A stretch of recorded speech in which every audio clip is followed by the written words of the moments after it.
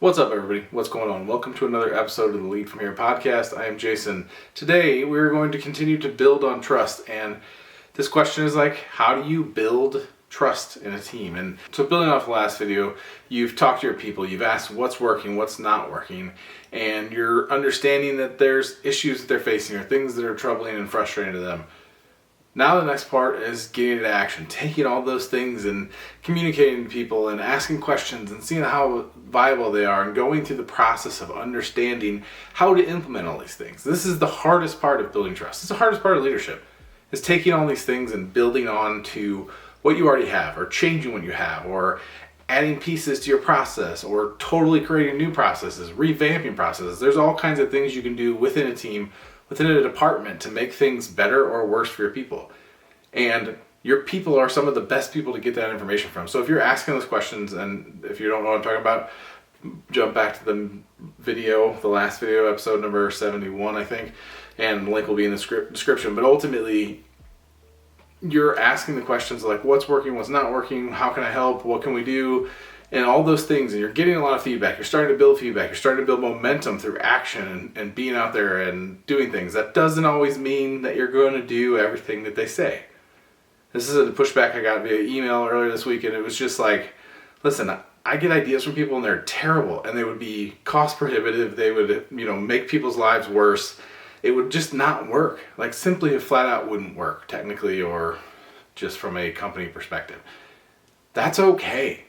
The idea is not to do everything they say, because there will be things that don't make sense or are way too expensive or just don't fit the culture. And that's okay. And that's normal. What you have to do as a leader is you can't just say, yes, that's an amazing idea. I love it.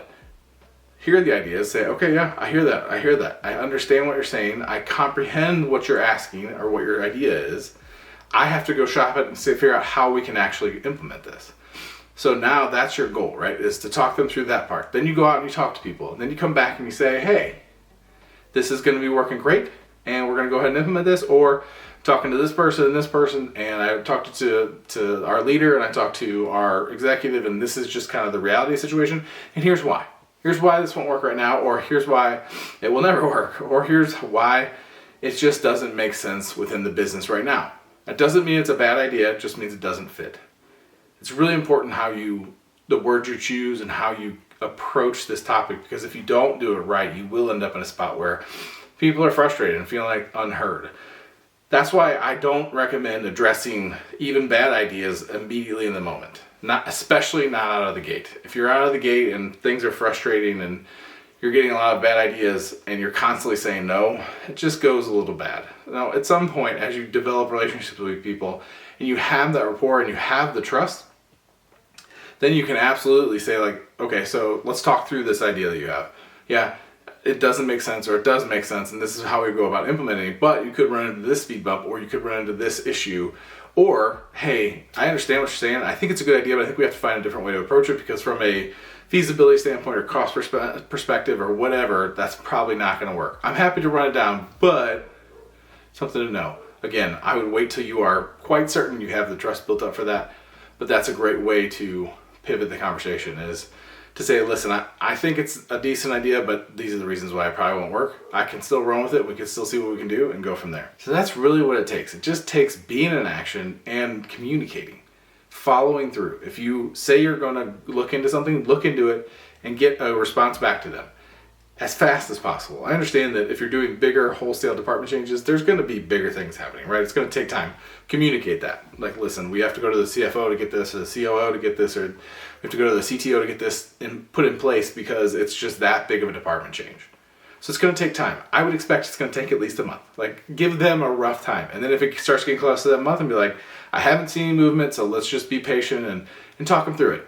Sometimes that's going to cause frustration, even though that's just the way of the world. That's the way it is. Sometimes it just takes time for big changes to happen. So just communicate, be open, talk about your own frustrations, be vulnerable in the moment, and let them know that you're kind of out of control, but you're still owning it and you're still checking in. And at this point, you just don't know when it's going to move. If you're doing all these things, you will continue to build trust. If you're doing what you say you're going to do, if you are, outside of the team, being a team's advocate, a team's protector, not somebody that tears them down.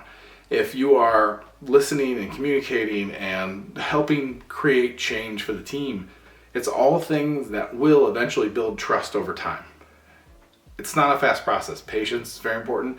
And ultimately, at some point, when it happens, it's certainly not there forever. We'll talk about it in the next episode of like what happens when you do break the trust, because it happens. Business is very ebb and flow and very cyclical, and so there's going to be downtimes and market downturns and all that stuff, and there's things in that break trust. So all you can do is, while you have the trust, keep it, and you have to stay in action. You have to be trustworthy in your actions outside the team and inside the team.